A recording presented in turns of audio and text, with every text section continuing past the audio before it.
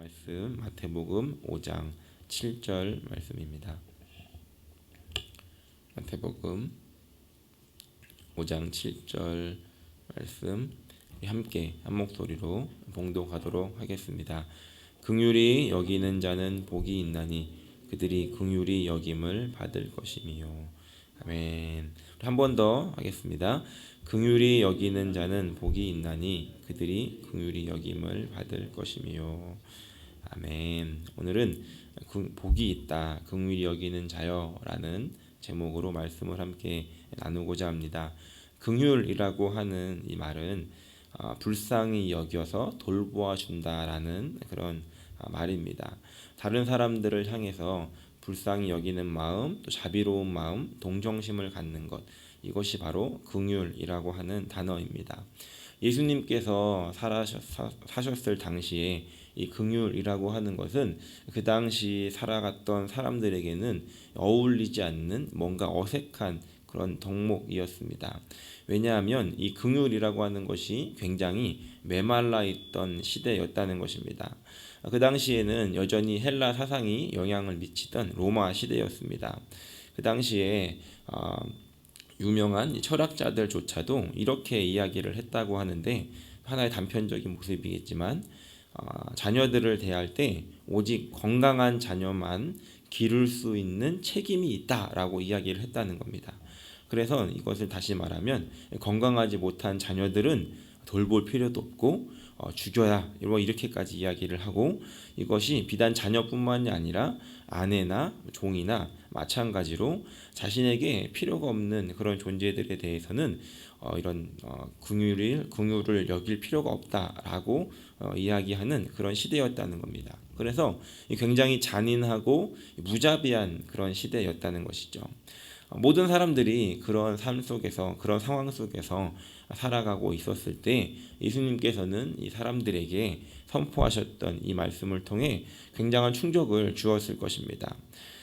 백성들은 예수님의 이 말씀을 들을 때 긍휼이라고 하는 단어가 도대체 어떤 뜻인지 아마 이해하기 힘들었을 수도 있고, 그 긍휼히 여기는 자가 긍휼히 여김을 받는다는 것이 어떠한 것을 의미하는지 아마 전혀 깨닫지 못했을 것입니다. 그래서 예수님께서는 그 긍휼이 없던 시대에 사람들을 향해서 그 긍휼이 무엇인지를 보여주시고 가르쳐 주셨다는 것입니다. 세상을 살아가다 보면 우리가 많은 긍휼을 얻게 됩니다. 다시 말해서 긍휼히 여김을 받아보지 못하면 다른 사람들을 향해서 긍휼히 여기는 것이 참 어렵다는 것이죠. 그랬기 때문에 예수님께서 먼저 그 긍휼을 보여주시고 그 긍휼함을 삶으로 살아내셨다는 것입니다. 세상에서 소외된 사람들, 당시 사람들에게 손가락질 받던 사람들, 가난한 사람들, 아픈 사람들, 또 죄인이라 취급을 받아서 멸시받던 그 사람들을 예수님께서는 불쌍히 여겨 주셨다는 것입니다. 그래서 그들을 먼저 찾아가셔서 치료해 주시고 또 위로해 주시고 함께 해 주셨다는 겁니다. 불쌍히 여김을 받아야 되는 사람들이 다른 사람들에게는 손가락질을 받고 있었지만 예수님께서는 그들을 불쌍하게 여겨주셨고, 그들에게 삶으로 보여주심으로 말미암아 긍휼히 여기는 것이 이런 것이다 라는 것을 제자들에게 그리고 함께했던 사람들에게 보여주셨다는 것입니다. 긍휼히 여긴다라고 하는 것은 그저 마음으로만 불쌍하게 여기는 것이 아니라, 불쌍하게 생각하는 것이 아니라 우리의 삶 속에서 행동으로 나타나고 보여져야 한다는 것입니다. 전하신 옥하는 목사님께서 이 긍휼이라고 하는 것을 이렇게 말씀하신 적이 있었습니다. 긍휼이라고 하는 것은 사랑이 풍성하신 하나님께서 한없이 악한 사람들을 대할 때 하나님께서 보여주시는 행동 양식이다라고 이렇게 긍휼에 대해서 정의를 하셨습니다. 사랑이 많으신 하나님께서 한없이 악하고 부족한 그런 사람들을 대하는 하나님의 방식이 바로 긍휼이었다는 것입니다. 빌립보서 2장 6절부터 7절에 보니까 이렇게 기록합니다. 그는 근본 하나님의 본체시나 하나님과 동등됨을 취할 것으로 여기지 아니하시고 오히려 자기를 비워 종의 형체를 가지사 사람들과 같이 되셨고 사람의 모양으로 나타나사 자기를 낮추시고 죽기까지 복종하셨으니 곧 십자가에 죽으심이라. 바로 이것이 긍휼이라는 것입니다. 자신을 포기하시고 낮추시고 대신 죽으신 것이 이 긍휼이 많으신 하나님께서 예수님을 통해 우리에게 보여주신 그런 사건이었다는 것입니다. 그렇다면 우리가 한번 생각을 해 보아야 할 것이 있습니다. 하나님께서는 그렇다면 이 사람들을 위해서 그리고 더 가까이 있는 나를 위해서 왜 이렇게 이 긍휼을 보여주셨는가 하는 것입니다. 우리가 하나님을 위해서 무엇을 했길래 나에게 이런 긍휼을 보여주셨고 내가 하나님을 위해서 한 것이 무엇이 있길래 하나님께서는 나에게 이렇게 긍휼히 여겨주셨는가 하는 것입니다. 그런데 가만히 생각해 보면 우리가 무엇인가를 받을 만한 것이 당연한 것이 아무것도 없는데 하나님께서는 우리에게 이렇게 구원의 역사를 이루어 주셨다는 것입니다. 우리가 언제 구원을 받았는가, 우리가 예수님을 만났을 그 당시를 우리가 추억해 보면 예수님을 만났던 그 시점을 우리가 돌아가 보면 과연 우리가 무엇을 잘하고 있었길래 예수님이 우리를 만나 주셨는가 하는 것을 생각해 볼 수가 있죠. 교회 봉사를 열심히 하고 있다가 열심히 교회를 섬기고 있다가 예수님을 만났거나 아니면은 어려운 사람을 막 돕고 있다가 돕고 있는데 갑자기 하나님 임재하셔서 나에게 은혜를 주셨거나 하는 것은 없다는 겁니다.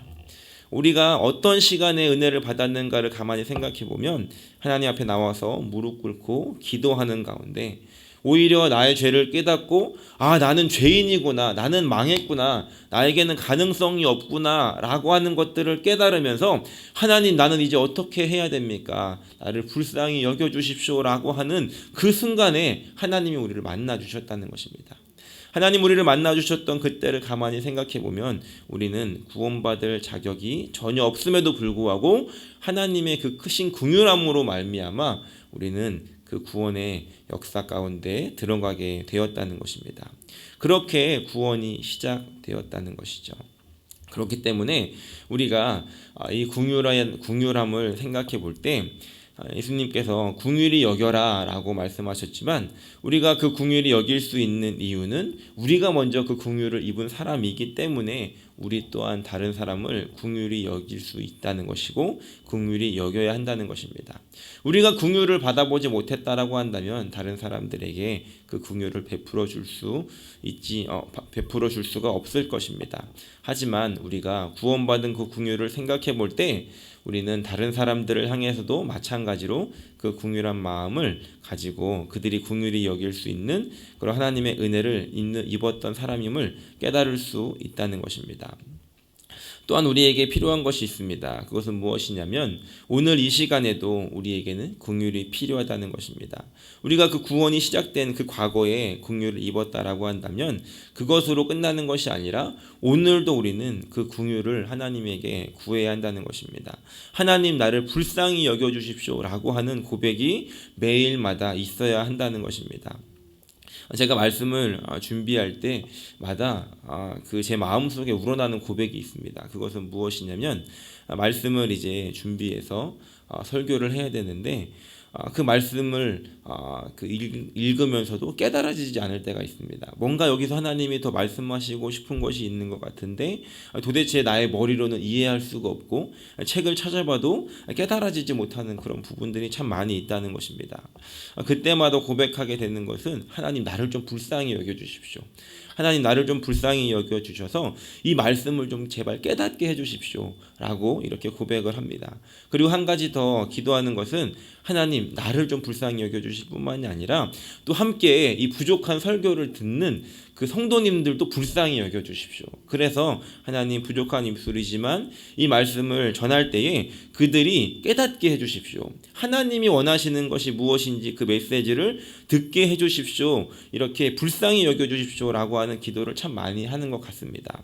오늘도 우리는 불쌍히 여겨달라고 하나님께 기도해야 합니다.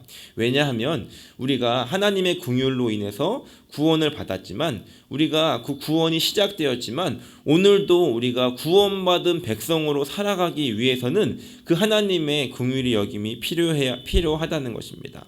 우리가 구원받은 백성으로 참 살고 싶지만 그렇지 못할 때가 참 많지 않습니까? 우리가 살다 보면 아니 하나님이 어떻게 이런 나를 구원해 주셨나, 어떻게 이런 나를 사랑하시는가 라는 생각이 들 때가 참 많다는 것입니다. 구원받은 백성처럼 살기 위해, 그 하나님의 백성으로 이 세상을 살아가기 위해 오늘도 우리에게는 그 하나님의 긍휼함이 필요하다는 것입니다. 그래서 우리의 고백이 그런 고백, 하나님 나를 불쌍히 여겨주십시오 라고 하는 그런 고백이 돼야 된다는 것입니다. 그렇게 우리가 하나님의 긍휼을 입다 보면 우리에게도 자연스럽게 다른 사람들을 향해 긍휼히 여기는 그런 마음을 갖게 된다는 것입니다. 그래서 우리가 긍휼히 이제 여겨라라고 예수님께서 말씀하셨는데 어떤 사람들을 우리가 긍휼히 여겨야 되는가를 생각해 볼 수 있습니다. 그것은 먼저 우리가 구원을 받을 때 그랬듯이 우리가 다른 사람들을 볼 때 구원받지 못한 사람들을 향해서 우리는 그 하나님의 마음으로 긍휼히 여길 수 있어야 한다는 것입니다.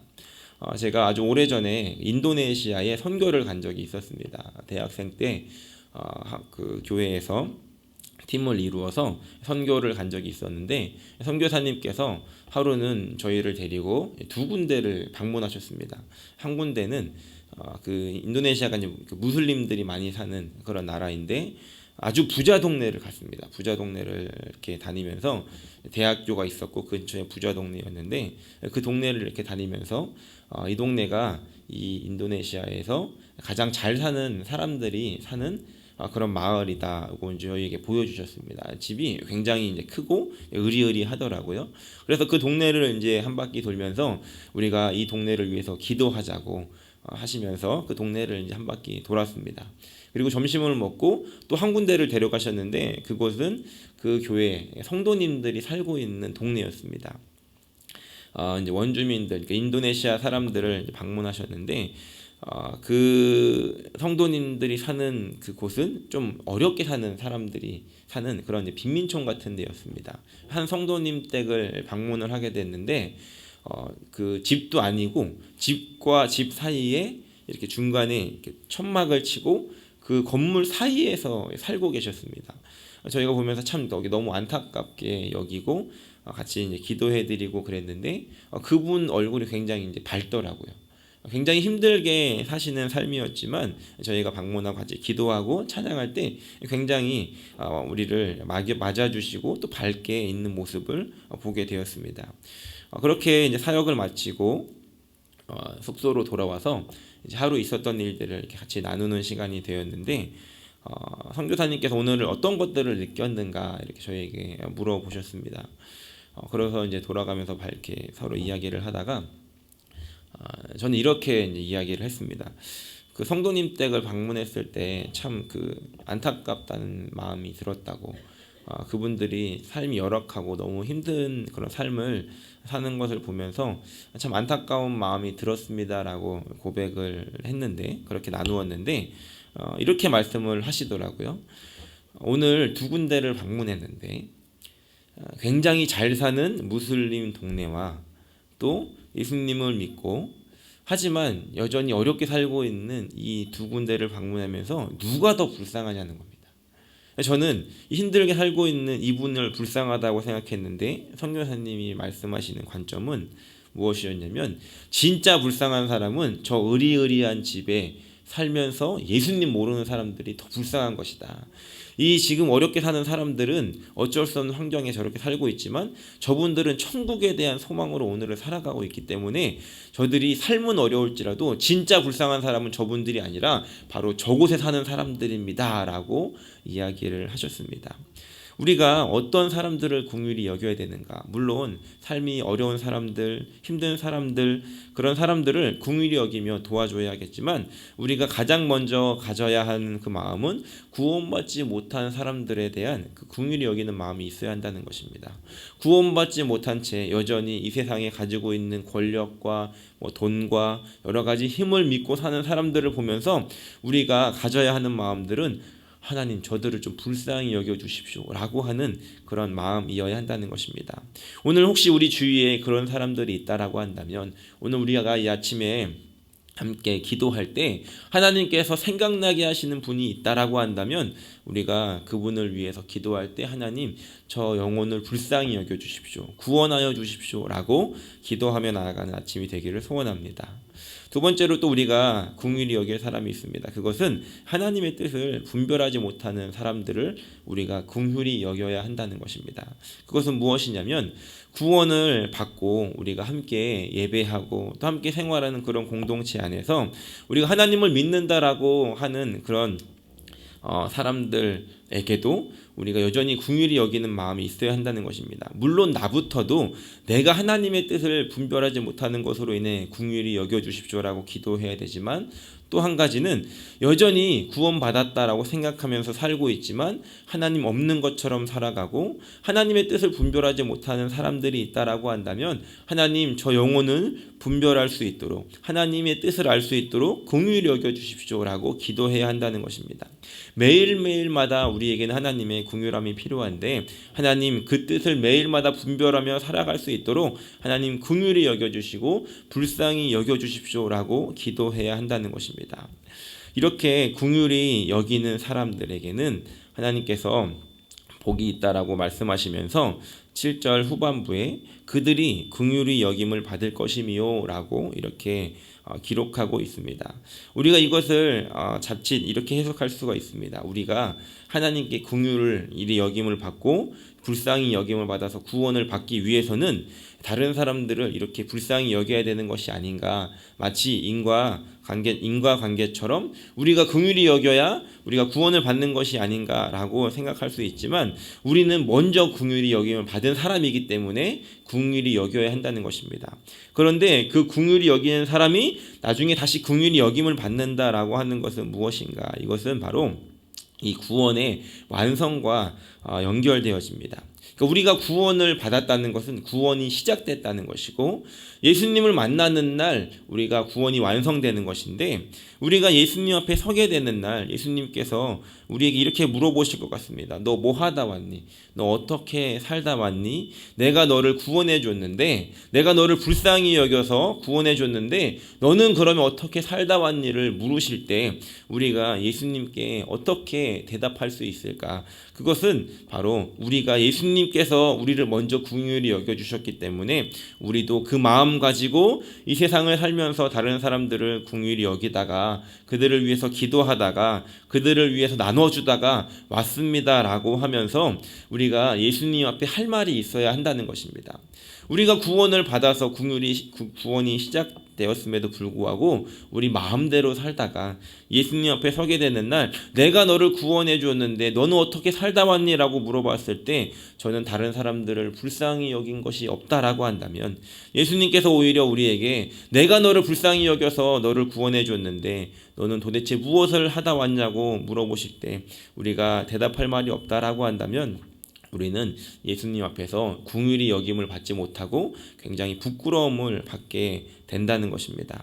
로마서 9장 15절부터 16절에 보니까 하나님이 왜 나를 불쌍히 여기셨는지를 기록합니다. 이렇게 기록하는데 모세에게 이르시되 내가 긍휼히 여길 자를 긍휼히 여기고 불쌍히 여길 자를 불쌍히 여기리라 하셨으니 그런즉 원하는 자로 말미암음도 아니요 다른 박질하는 자로 말미암음도 아니요 오직 긍휼히 여기시는 하나님으로 말미암음이니라 라고 이렇게 기록합니다. 말씀을 정리합니다. 하나님이 오늘 우리를 구원해 주셨는데 긍휼히 여겨주셨는데 왜 나를 긍휼히 여겨주셨는가? 로마서에서는 그 하나님이 우리를 구원해 주실 긍휼히 여겨주실 이유가 없다는 겁니다. 다시 말해서 하나님 마음이라는 것이죠.